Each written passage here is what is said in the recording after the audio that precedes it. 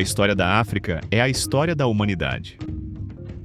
Foi neste continente vasto e multifacetado que os primeiros ancestrais do ser humano surgiram e desenvolveram as bases da civilização. Olá! Sejam todos bem-vindos ao canal História do Saber. Prontos para apreciar mais uma curiosidade? Vamos lá? A história da África é a história da humanidade. Foi neste continente vasto e multifacetado que os primeiros ancestrais do ser humano surgiram e desenvolveram as bases da civilização. Das areias do Saara às densas florestas do Congo, das terras férteis do Vale do Nilo às savanas do Sul, a África abrigou impérios, reinos e sociedades complexas muito antes do advento das grandes nações europeias, que posteriormente viriam a subjugar e explorar suas riquezas. O brilho da África sempre esteve presente na história do mundo, mas muitas vezes foi obscurecido pelos interesses daqueles que, munidos de arrogância e voracidade, tentaram apagar a grandeza de seus povos. Os povos africanos desenvolveram sofisticadas culturas e avançadas formas de organização política e social. O Antigo Egito, frequentemente apropriado por narrativas ocidentais como uma civilização isolada do restante do continente, foi, na verdade, um dos muitos exemplos da riqueza cultural africana. O reino de Kush, ao sul do Egito, floresceu como uma potência militar e econômica, chegando a governar a própria terra dos faraós em um período conhecido como a Dinastia Núbia. A grandiosidade de Timbuktu, no Império Mali, rivalizava com as mais célebres cidades europeias da Idade Média, sendo um centro de saber, onde se reuniam estudiosos, filósofos e matemáticos que alimentavam a ciência muito antes do Renascimento europeu. No Império de Gana, riquezas incalculáveis em ouro circulavam por rotas comerciais que conectavam a África ao mundo islâmico e além. Enquanto a Europa ainda tateava na escuridão do feudalismo, os reinos africanos já haviam estabelecido dinâmicas comerciais sofisticadas. O Grande Zimbábue ergueu impressionantes edificações de pedra sem o uso de argamassa, um feito arquitetônico notável. O Reino do Congo mantinha diplomacia com Portugal no século XV, mostrando que os povos africanos não eram meros receptores passivos da presença estrangeira, mas agentes de suas próprias histórias. No entanto, à medida que as potências europeias tomavam consciência das imensas riquezas da África, iniciava-se uma longa e brutal campanha de exploração que definiria séculos de sofrimento e resistência. A chegada dos europeus não significou um intercâmbio pacífico de culturas, mas o início de uma das mais sangrentas e imorais páginas da história mundial: a escravização transatlântica. Milhões de africanos foram sequestrados de suas terras, arrancados de suas famílias e acorrentados em navios negreiros que cruzavam o oceano rumo às Américas, onde seriam explorados até a morte. Na ânsia por lucro, europeus destruíram sociedades inteiras, instigaram guerras entre reinos e fragmentaram estruturas políticas que levaram séculos para serem construídas. Os impérios africanos, que haviam prosperado em sua autonomia, foram minados por uma política de desestabilização que visava garantir um fluxo contínuo de corpos humanos para alimentar as plantações e minas do Novo Mundo. Com o declínio do tráfico transatlântico, as potências europeias não cessaram sua sanha por dominação. O século XIX marcou a partilha da África, um evento vergonhoso em que nações europeias decidiram, sem qualquer consulta aos povos africanos, dividir o continente como se fosse uma mera extensão de seus impérios. Fronteiras artificiais foram traçadas, povos que antes coexistiam foram separados, e inimigos históricos foram forçados a compartilhar o mesmo espaço, criando conflitos que reverberam até hoje.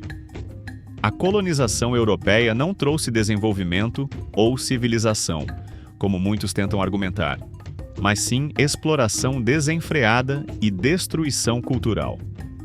Os africanos foram submetidos a regimes brutais, suas terras expropriadas, seus recursos saqueados. O Congo, sob domínio belga, foi palco de um genocídio silencioso, onde milhões de pessoas foram assassinadas em nome da extração do valioso látex. Mas a África nunca se curvou completamente. A resistência sempre esteve presente, desde as revoltas contra o domínio colonial até os modernos movimentos de libertação. Homens e mulheres lutaram contra a opressão com coragem inabalável. A Etiópia, sob Menelik II, impôs uma das maiores derrotas a uma potência europeia na Batalha de Adwa, mantendo sua soberania diante do imperialismo italiano. Samori Touré resistiu bravamente ao domínio francês, assim como os Ashanti contra os britânicos. E, no século XX, líderes como Kwame Nkrumah, Patrice Lumumba e Nelson Mandela desafiaram as forças coloniais e neocoloniais, mostrando ao mundo que a África pertencia aos africanos. Hoje, a luta continua. O continente ainda carrega as cicatrizes da exploração, mas sua resiliência nunca se apagou. A África continua sendo um berço de inovação, cultura e resistência, mesmo enfrentando os desafios herdados do colonialismo. A narrativa da pobreza e do atraso, imposta por séculos de doutrinação eurocêntrica, não condiz com a realidade de um continente rico em recursos, em saberes e em diversidade. A história africana é uma história de grandiosidade, e sua trajetória futura será escrita por aqueles que, com orgulho e determinação, continuam a desafiar os resquícios de um passado que tentou, mas nunca conseguiu, apagar sua luz. Então, e você? Tem vontade de conhecer a África? Deixe sua resposta nos comentários. Mansa Musa. Mansa Musa, também conhecido como Musa Pembe do Mali, foi um dos mais proeminentes governantes do Império do Mali, localizado na África Ocidental. Ele é amplamente reconhecido como uma das personalidades mais ricas da história, e seu reinado entre 1312 e 1337 é considerado uma era de grande prosperidade e expansão do Império. Mansa Musa nasceu em 1280 na cidade de Niani, no que é hoje o moderno Mali. Ele ascendeu ao trono em 1312, sucedendo a seu pai, Abu Bakr II. Durante seu reinado, Mansa Musa expandiu o território do Império do Mali, conquistando várias cidades e estabelecendo rotas comerciais lucrativas. Sua riqueza e poder cresceram rapidamente, tornando-o um dos governantes mais influentes de seu tempo. Uma das principais fontes de riqueza de Mansa Musa era o comércio de ouro. O Império do Mali era rico em minas de ouro, e ele controlava uma grande parte da produção.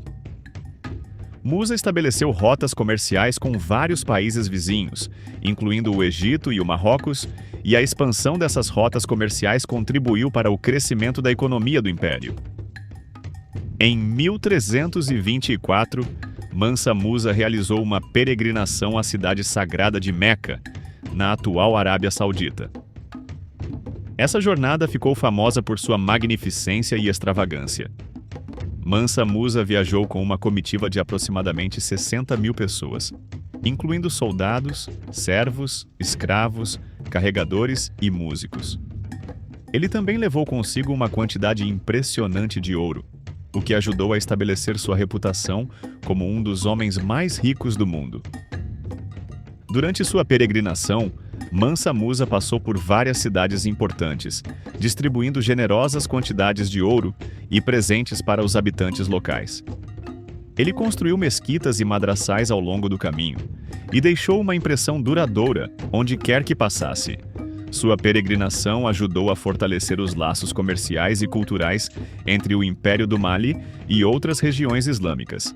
Mansa Musa é frequentemente considerado um dos indivíduos mais ricos da história.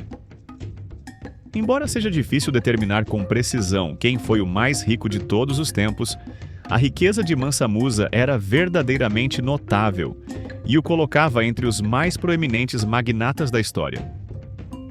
A fonte principal de riqueza de Mansa Musa era o ouro. O Império do Mali possuía uma quantidade significativa de minas de ouro, e Musa controlava uma parte substancial da produção. O comércio do ouro era uma atividade lucrativa, e Mansa Musa controlava as rotas comerciais que ligavam o Império do Mali a outros importantes centros comerciais da época, como o Cairo, em Egito, e as cidades da África do Norte. Durante sua peregrinação a Meca, Mansa Musa impressionou o mundo com sua exibição de riqueza. Ele viajou com uma comitiva que incluía milhares de pessoas, carregando grandes quantidades de ouro.